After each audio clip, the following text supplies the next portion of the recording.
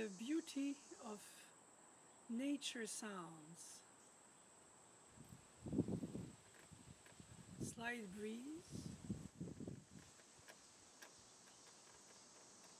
slight rays of sunshine,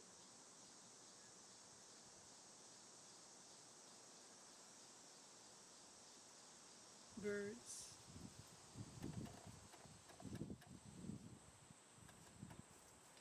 Sometimes it's obvious that music comes not from silence, it echoes nature in an artificial form, which is what art is, evocative of winds, atmospheres.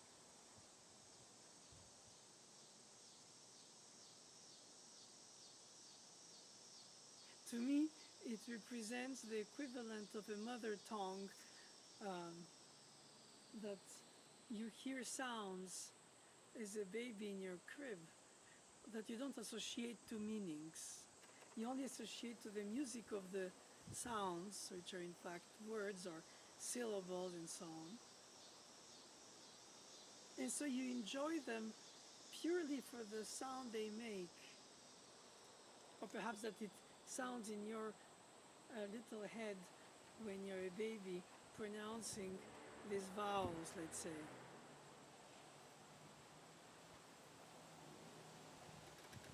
Ma, pa, and all these.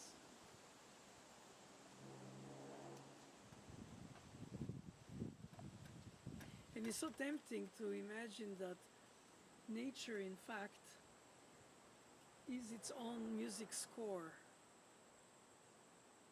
through the plants, through the obviously sun rays, moon rays, wind,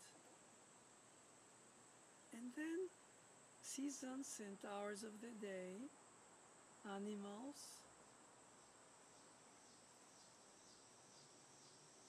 Comes to think often of Satie or Forêt, because I think they are very evocative of gardens. And Satie, more than Forêt, wanted music, according to himself, that was the background music.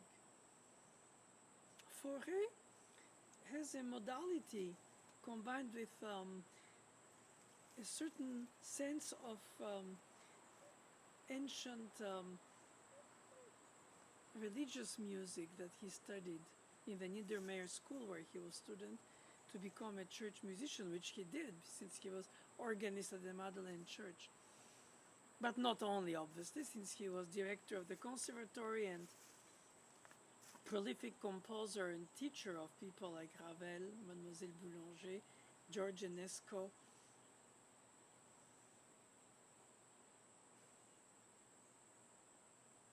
Every time I start playing a piece of Forêt or Satie, I imagine a garden. I can smell the plants, I can imagine the path I go through. And in a way, this way, the sections of a given nocturne by Forêt remain like paths that you take in a very, let's say, very well-known garden.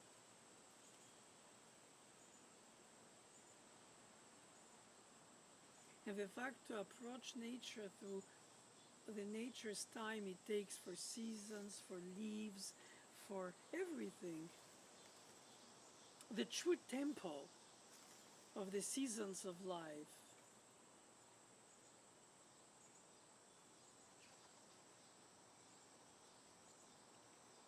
The allegories are multiple.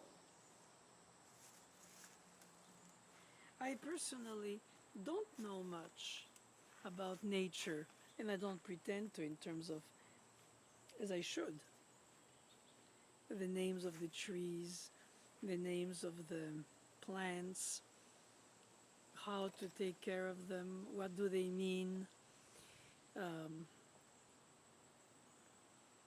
the strength of nature that fills up every area, the power of creation.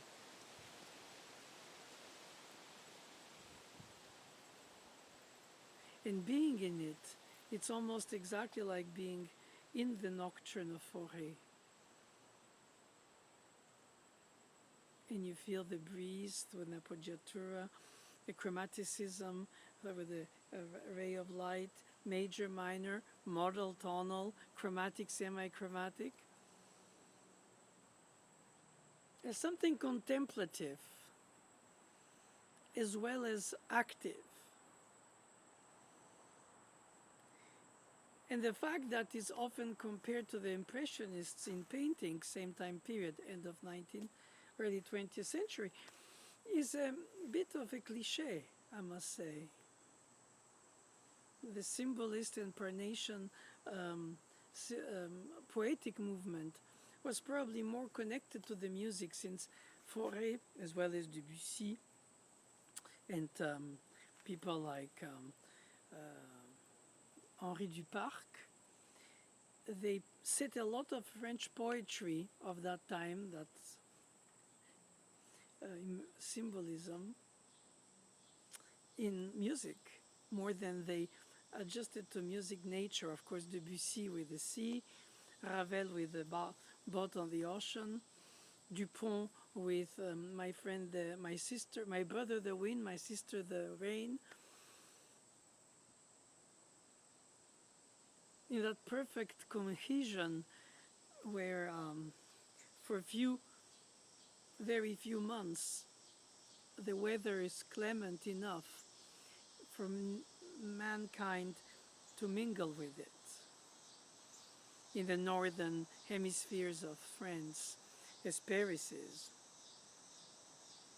So it probably was somewhere between, let's say, May and September that they had these picnics and painted by the Impressionist painters, or they had the capacity to live outside, eat daily outside, and enjoy the rays of the sun, and everything else is cold and extremely humid in the autumn winter time in Paris.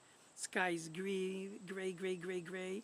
Of course, the colors are very subtle in this under gray lights color, which for the painters must have been quite beautiful as a canvas to have the sky be gray and filtering few rays that make it lighter gray, darker gray.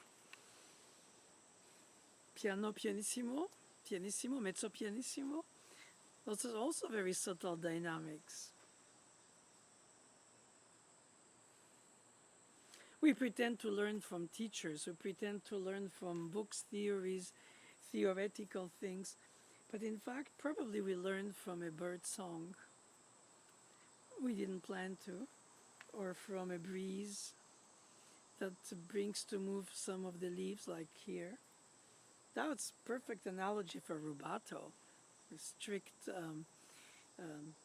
trees root, and then trunk, and then the leaves on the branches are moved by the wind, slightly shivering or completely. In the reflection of water by Debussy, in G sharp minor, there is such a section. You have a triplet, sol, sol, si, si, sol, sol, sol, si, si, sol, sol, with parallel chords under,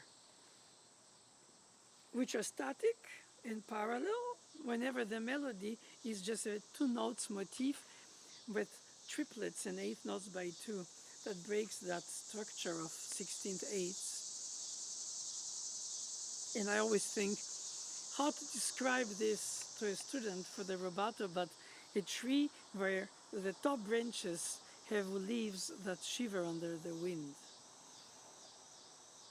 So it's not zigzagging to play rubato, it's swaying slightly.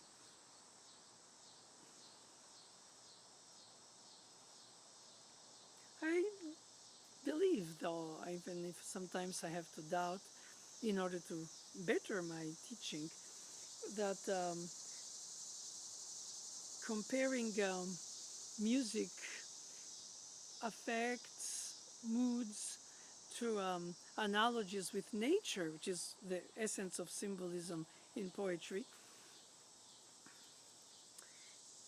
is very talking directly to the imaginary of the soul of the person.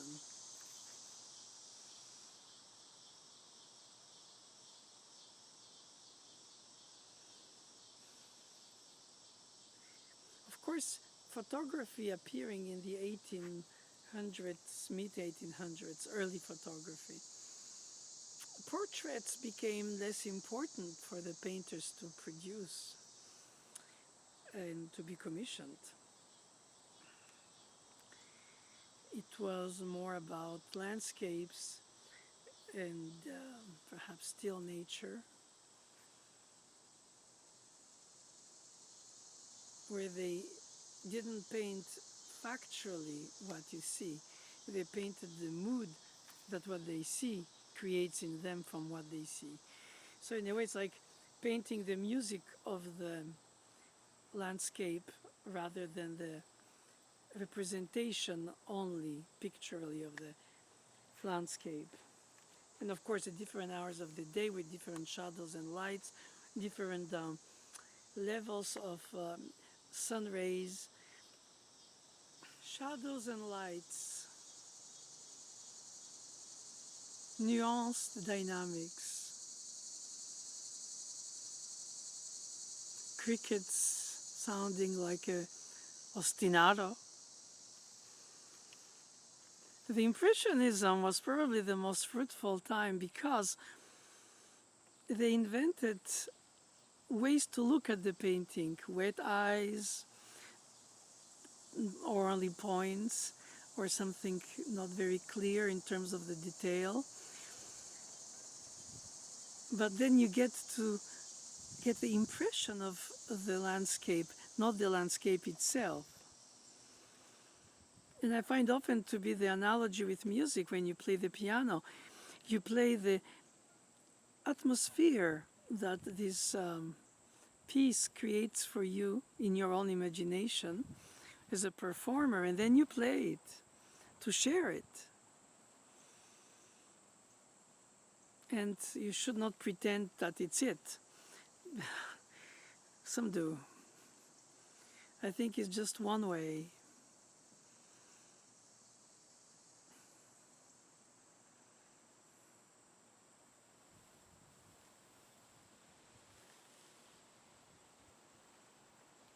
A proper way. A very proper way.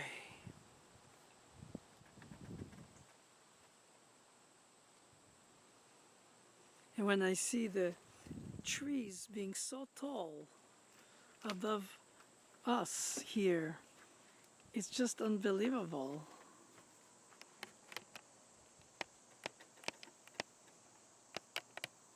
It seems like the more you can raise your eyes up, the more you see those leaves on the super top there going for the sun rays.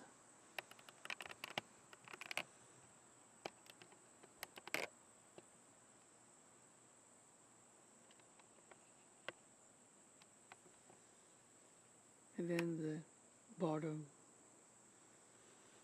It's another beautiful analogy I always had in mind when I started discovering Bach's music. So uplifting spiritually, makes us feel like we're reaching some very high levels of the skies, in the sense of the heavens, of course. But his music is, while so elevated, so rooted in the ground, so real, and at the same time so celestial, as if his music translated in my imagination since I was a child. I couldn't put words on it, and probably still not very well now. The idea that you are deeply rooted in the earth. You belong to the earth. You come from, you go back to. While you're alive, for given few years of your life on earth, you uplift spiritually your inner world. Call it daydream, call it religion, call it ambition through some kind of a ideology. Solace, consolation, hope, explanation. Perhaps it's short of giving all of these, but the fact that his music has these gestural intervals, leaps that make us feel, regardless of major or minor compared to the Romantic era later, it gives us this impression of the intervals are the steps of our hope, of our awareness also, where we are.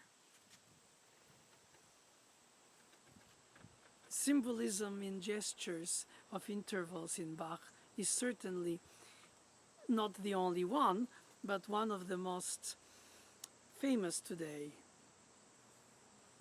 There's so many composers who are unfairly forgotten, in my humble opinion. And for some people, they are fairly forgotten because if their music was so special, they wouldn't be forgotten. But I don't believe that is the case. I think sometimes they are unfairly forgotten. And who are we to judge the value? We receive some values like there's no tomorrow, you know. And so if anybody says among the established composers of the past, hey, I don't like so much the music of Beethoven, people look at you like you're an idiot. You didn't get it. You're not supposed to be a musician.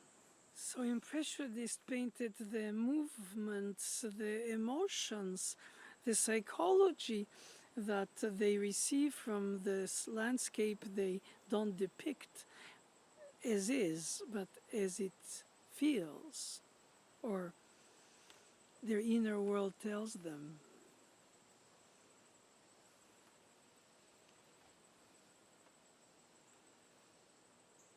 The grounding of Bach's music, as well as the elevating spiritually at the same time, is a very powerful realization, which I started as a child. And then later with the music of the French symbolists, I find also the capacity to live enough to hear the silence, interrupting the sounds, the moods, the slightest innuendo of wind, light, dark, shadow. It's always symbolism in the way of metaphorically describing nature's wonders.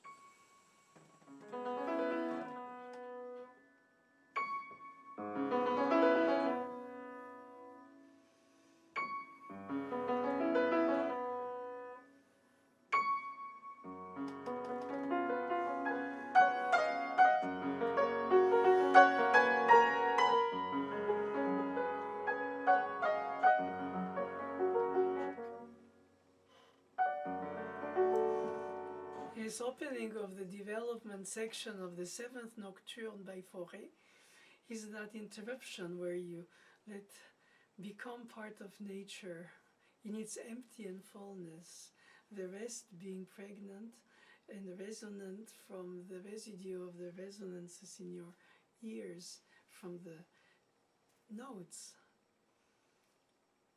And at the same time, he is the one who writes melodic lines without climax that develop on a long stretch, like the sixth nocturne.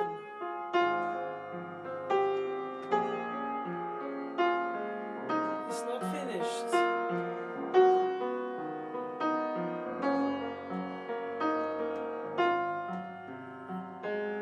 And when you think it is, he has just a semi-comma, and then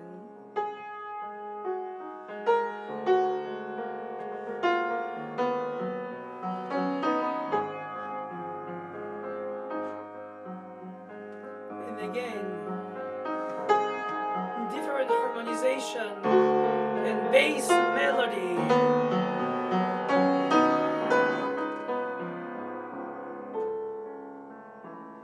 Mood change on a single note.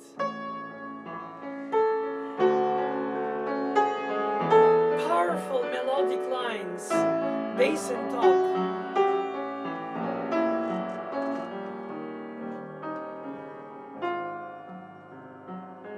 And back to native D flat major after going to B double flat major or A major.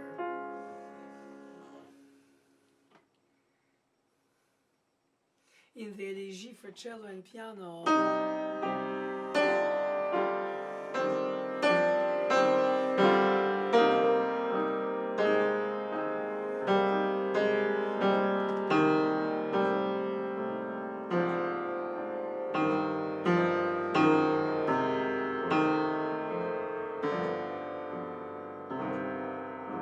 very intensely powerful melodic line. Or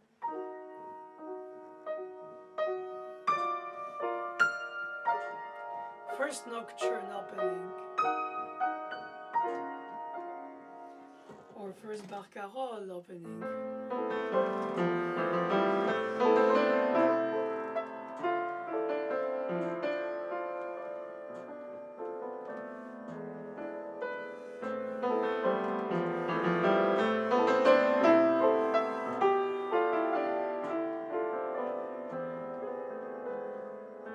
So much is said in the statement, the melody in the whom, not above and not under, the accompaniment swaying in modality,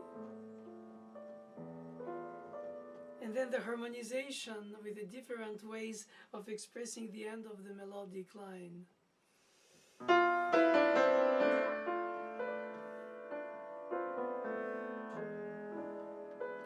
It doesn't call for ritenuto, I'm over sugaring it.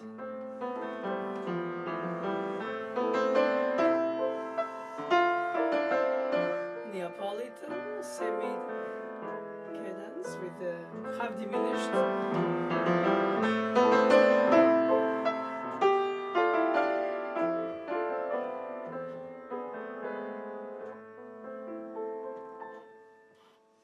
It's elegantly subtle, flowing, never heavy, no need for a climax.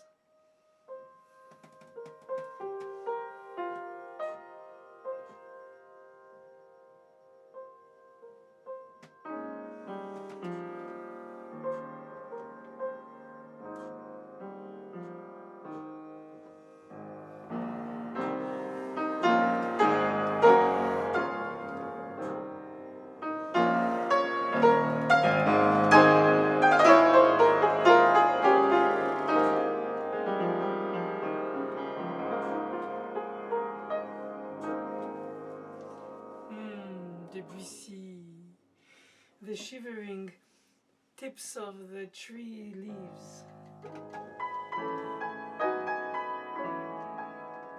in the reflections of the water I was talking about earlier. This kind of static feeling that you don't have, but this minor sevenths, well, combined to the root, if not just triads.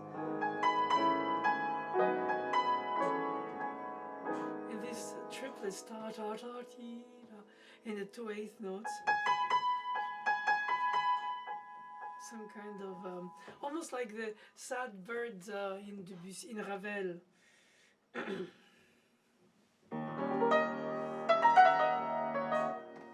So anyway.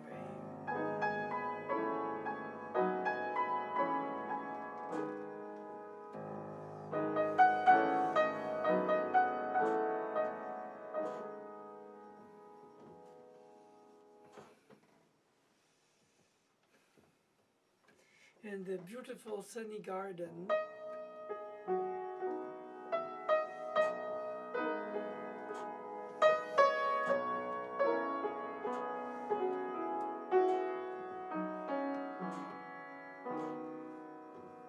Isn't it?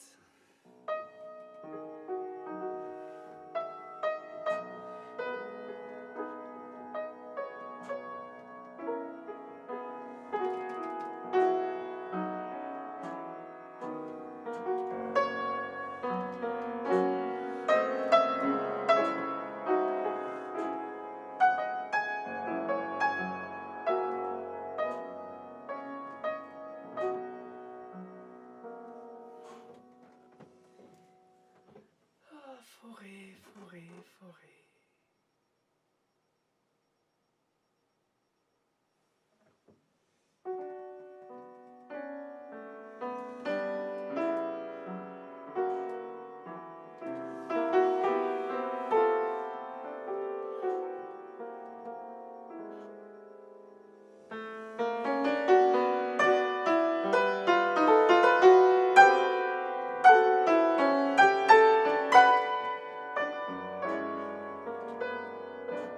Just like Beethoven, he became deaf in the same way, like in Beethoven, the late works like this last nocturne, chromatic and intertwined in a way that is complex, as if not seductive by the beauty of the sensual harmonization, like this very early nocturne.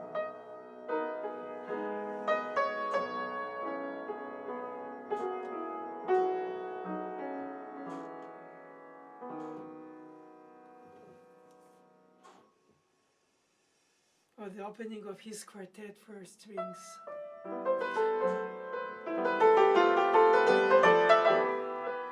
Breathe.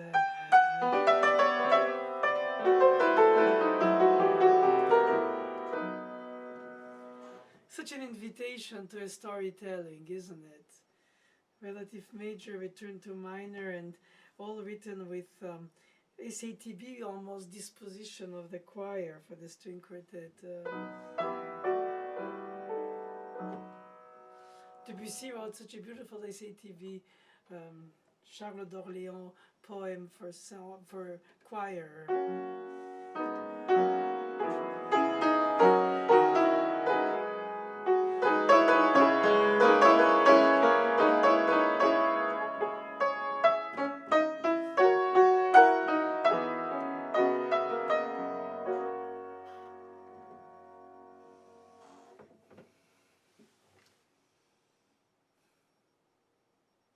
Inner landscapes, that's the one.